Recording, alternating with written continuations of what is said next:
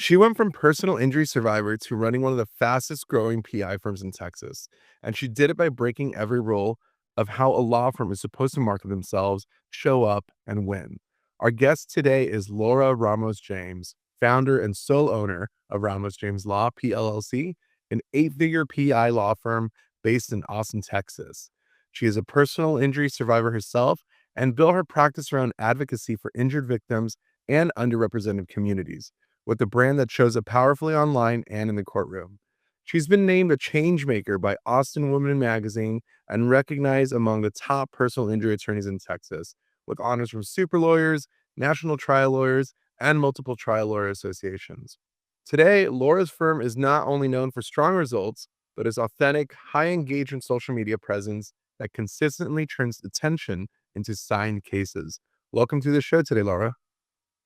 Hi, thank you so much for having me. I'm excited. Totally. There's a lot to get into. So let's get started. Before we continue, a quick note and the only break you'll hear in today's episode.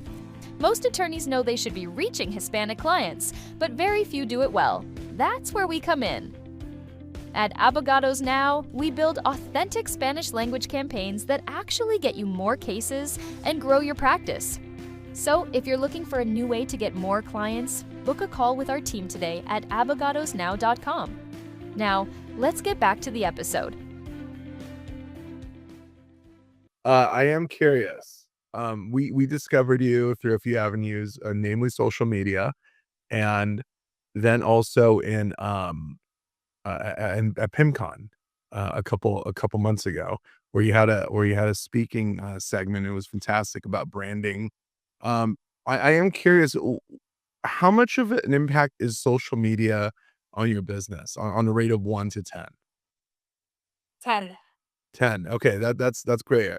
So let's talk more about like what it is about your post, because if anyone looks at your posts online, you have like a personal, like a lawyer specific Instagram, and then a law firm specific Instagram. Is that correct? I don't know that I would call it a lawyer specific Instagram, but I have my personal account, and then I have, the law firm account. But when I started the firm, I made the decision that the brand identity was going to align fully with my personal identity.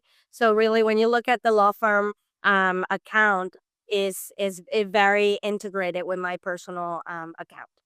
Got it. And so what I've noticed is that there's education posts, but there's also posts from your staff, about your life, and it's kind of this mixture where people really get to know you as an attorney, as a mom, as just a person.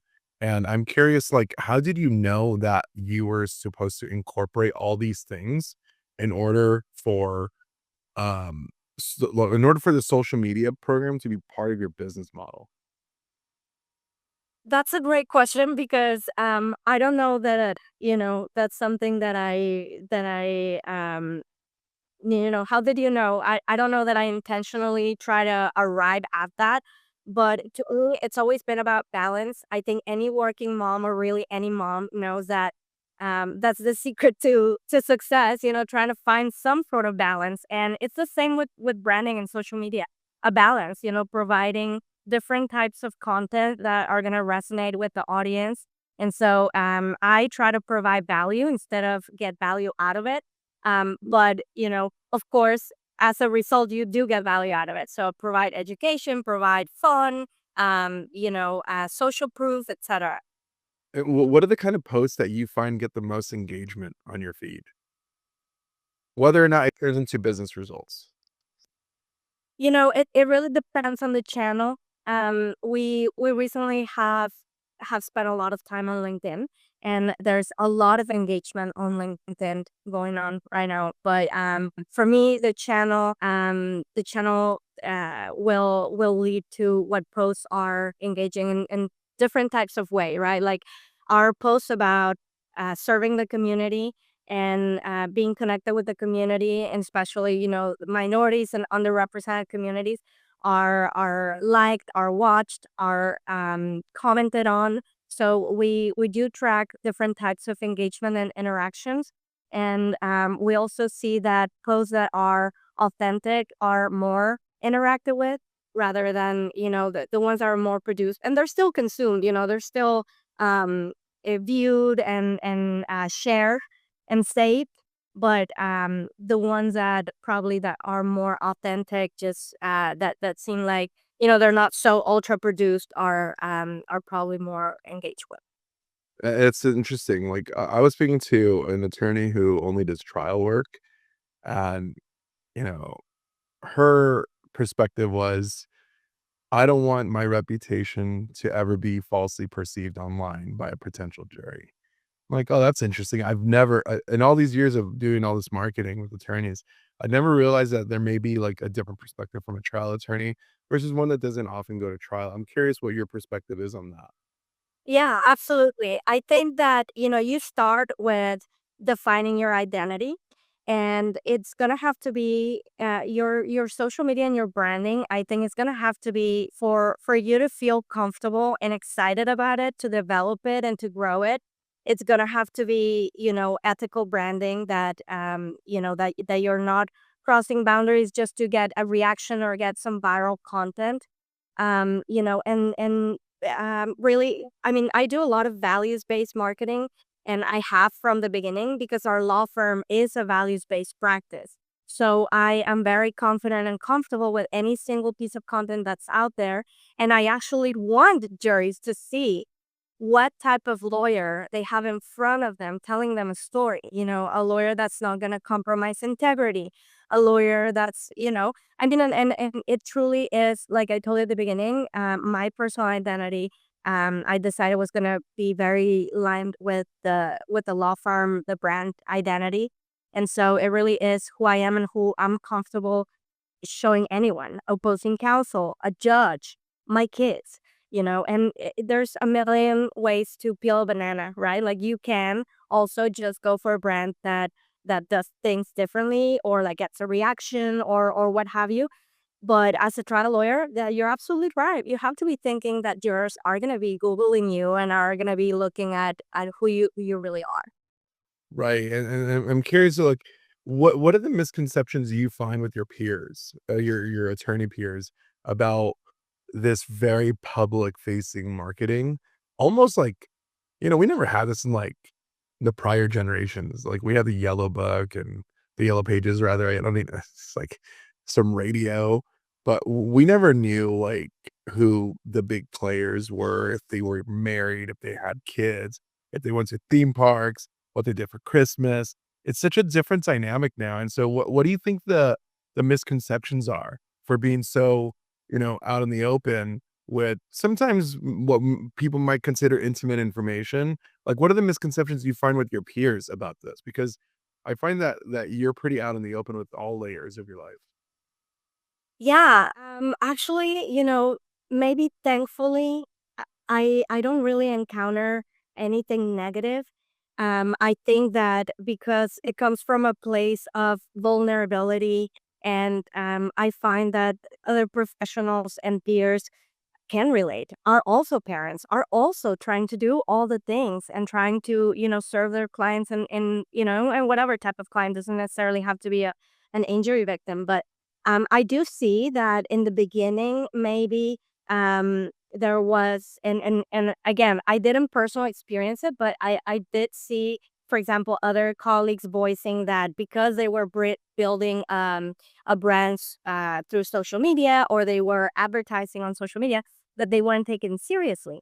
And what I am seeing now is that those lawyers that usually are more old school and through the pandemic had to switch gears and actually start looking into social media and doing those things, started experiencing or are now experiencing, SEO inflation and things like it's so expensive to pay for ads and things like that, that they really do have to invest and figure out ways to create authentic, unauthentic social media presence that is going to be, put them in the long term game and not, not just try to pay for, try to pay for ads. That's such a great point because it feels like I get the sense that attorneys still largely think this is elective. Obviously, we're biased. We monetize on attorneys needing to monetize their digital presence or to create more of a digital presence. So of course we're biased, but I think increasingly you're proving the point that this is not elective. Like you have to do this if you want to survive. And it's not even just producing the content, it's really just documenting what you're doing in the community, which is like a second aspect to all this. It's like you're an active member in the community and you're documenting it slash publishing it. Um, what is your prediction for attorneys that are not doing this in the next 5 years? Oh my goodness. I'm gonna tell you this. I interview a lot of attorneys, and I'm always interviewing even when we don't have an immediate open role, thinking about the future. And even for junior roles, I've interviewed so many attorneys, especially again since the pandemic, who have practiced for sometimes decades, who are interviewing for junior roles because they cannot get business. They cannot get business. So, I've heard it said in more articulate ways, but essentially, like, you can be the best, but if you're not the best known, it doesn't matter. And that's so true. And the thing now, too, is this: there are so many bests. Like, the public is going to see that you got nominated as best by Avo or by super lawyers or what have you. There are so many options of the best. Right. Like, you need to give them what exactly is your value proposition. Like, why are you the person to be chosen, the lawyer to be chosen over the other best, right? And so when you show them that whatever you have to offer, that you're hardworking, you're in the office after hours, you're having fun with your staff, you're rewarding, you're giving back to the community. Those things are going to be your value propositions that are going to help you stand out and not end up, trying to get a junior position when you've practiced for decades. That's such a valid point. Yeah, yeah, it's funny. I have a trainer, a gym trainer who's like very active on social media, and he's like, he said the same thing you said, but he distilled it down to it's not who you know, it's who knows you. And it's so true now. It's like it doesn't matter how well connected you are, it matters how well connected you are to everyone who's like plugging in. And so what do you say to attorneys who are like, I don't like being on camera. I don't want to be on camera, or I'm not camera friendly, or I'm not attractive, or blah, blah, blah. Well, what's your counter to that, if any? Oh man, it's hard. We didn't go to law school to be on camera. We really didn't. But at the same time, it's like we didn't go to law school to be on a billboard. This is just a way to let people know how you can help them. And you don't have to fit a mold. You don't have to. I have heard, I actually just remember, I have heard attorneys saying, like, referring to, those of us who are engaged in social media and whatnot. Like, oh, you're like dancing on TikTok. And, like, I've never danced on TikTok, so I see so that if you're on social media, that you're dancing on TikTok. You don't have to do that. You can just truly turn on the camera and share, with an audience what just some legal concept that's gonna be helpful to them to understand, like, hey, if you get pulled over, what to say to a cop or, whatever. Those things are still valuable and it is like you said, needed. Otherwise, you're gonna be gone. Yeah, and I think you also said something earlier where it's like, it doesn't need to be that polished or super produced. And the more polished and produced it is, it can kind of work against you. And it's like the more authentic the camera is, the more likely it is that people are actually going to watch. So I am curious because you already know that dynamic, right? Where shooting from selfie mode or just on a simple tripod gets the job done. How often are you shooting yourself? Oh, and that's a great question. Super great question because, ideally, I have a plan that I want to execute. I told you I want to have a well-balanced presence and share different things for our audience and to be of value to them.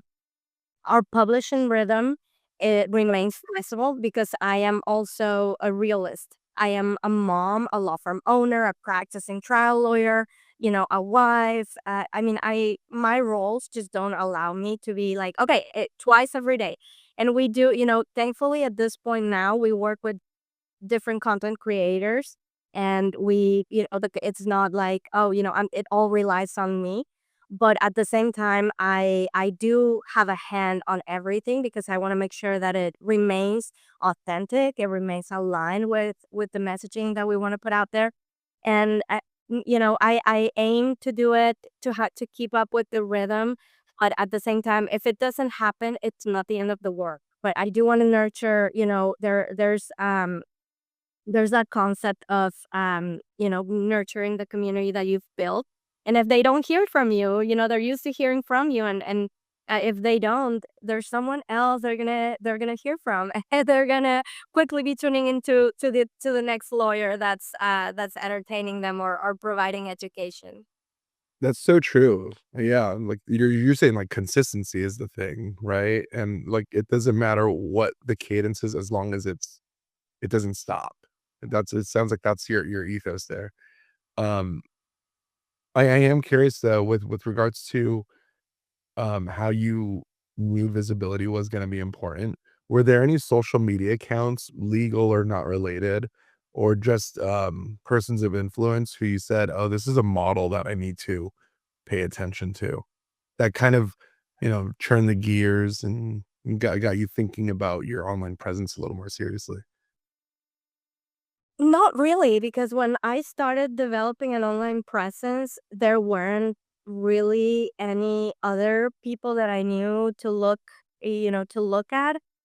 It's something that was, to me, it was a no-brainer. Like, it's something that just needed to get done. I didn't have the funds to pay for a billboard or get a TV commercial.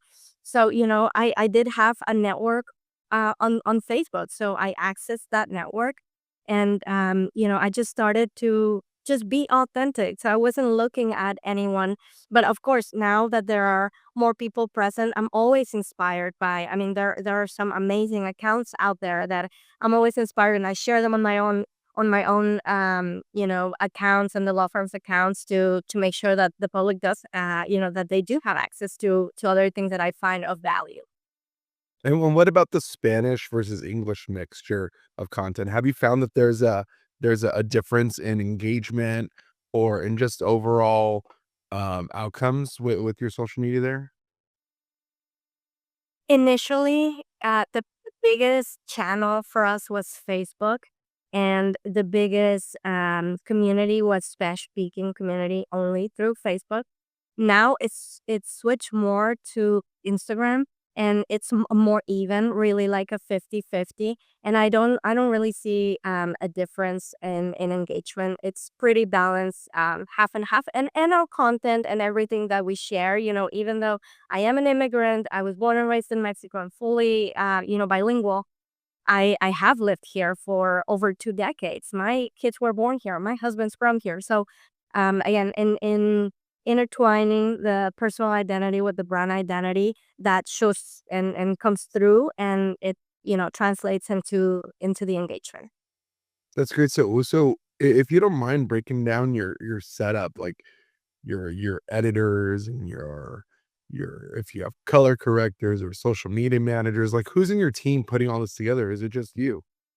I love that, because of course, like, as a woman and a mom, like, we always want to be appreciated. I am on my team. So we have really nice videos that we shoot, and it's maybe half of the videos that we put out there. And we work with an agency that they help us record the content and edit, and give us ideas of topics. But I come up with what's gonna be said. I also edit a lot of the social proof videos, the testimonials, a lot of the inspirational and educational videos.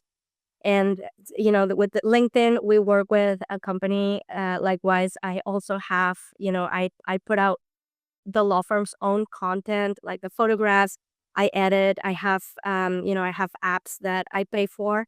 I edit everything, videos, copy, all of that. So I still have a very very heavy involvement, which is not probably not sustainable for most law firms, but I'm of the belief that you need to pursue your passion. And this is something that I truly enjoy, connecting with community this way.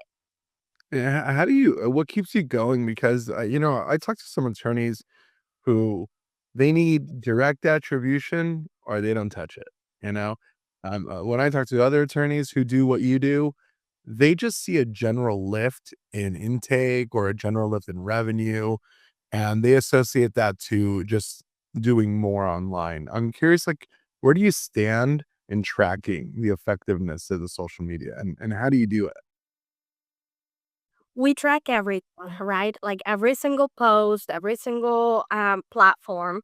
But I am not of the mentality that immediate results is what you need to focus on. At least not on social media. It snowballs, but you need to pour into it. You need to find really something that you're excited about, because otherwise, of course, at the 3 month mark, you don't get a lead. You're gonna stop paying for it. You're not going to be excited about it, but also you're not going to want to work on it or do anything with it. But, with the way I've done our strategy, we've poured into communities that we come from, that we are invested in, that we want to serve. And so we're excited about it. So we're not looking and never have been looking for the immediate reward, but it does bring a reward in the long run. You have a direct connection, when if and when, anything else that you pay for, like lead generation company or Google or whatever, goes out of business, you have your own community of followers that you can, in addition to continue to provide value, you can serve your ads on for free. So Totally, and a tip that I wanna offer to anyone who's still on the fence with social media, which is kind of crazy thing to suggest going to 2026, being on the fence with social media, is crazy notion. But it's not just about creating audience, it's also about nurturing, like you said, nurturing existing audience. Like, you can show all of your existing and future postings on social with your existing database of anyone you've ever interacted with. And I often tell attorneys, like, the folks that didn't sign up with you, those should be some of your favorite prospects in your database, because they will eventually be a client of yours as long as you're in front of them, through email, through text, through social media. So they may not have signed up with you, but you have their opt-in information, you have consent. So stay in front of them until they ask to be removed. And I think social media, look, the way you're doing it is the best way to stay in front of them, because it's current and it's timely. It's not evergreen, it's always changing. And I love that. So it's just a great reminder that the social media isn't this one lane. It's something to be leveraged through all of your other channels and all of your other media investments, right? absolutely, 100%. And I do think that you do have to be paying attention to the relevant signals and all of that. Like, no question about it. But just by being on social media and offering value, when earlier that I was talking about, like, that there are many bests, and like the public has to choose. Sometimes, I recently learned this concept of parasocial. Like, just by being there, you do get grant authority, and people do see you, perceive you as authority on the topic. And at the point that they need someone like you that offers the services you offer, they will think of you. 100%. This is fantastic, Laura. Thank you so much for hopping on today and talking about your background on social media, your work as an attorney, and of course, just you as a person, as a mom, partner, etc. Like, it's a lot of balls that you're juggling right now. So, but people like to see that, and I think it's important for every attorney watching to say that, to see that you should value all the work that you're doing in your personal and professional life, because someone else will want to relate to that. And that's what the social media content is for. So, Laura, if anyone wants to talk to you or reach you via email, what's the best way to reach you? Really, the best way is to just go to our website, ramosjames.com. But if they just Google Laura Ramos James, I'm everywhere. So if it just reach out through social, like I said, I have a hand on anything. So I get emails and direct messages and all that stuff. So I'm available for any questions that anyone has. Amazing. Thank you so much, Laura. And to our team who produced another great episode, thank you very much. And to everyone who's watching, we hope to see you again. So until next time, bye bye. Thank you. Bye.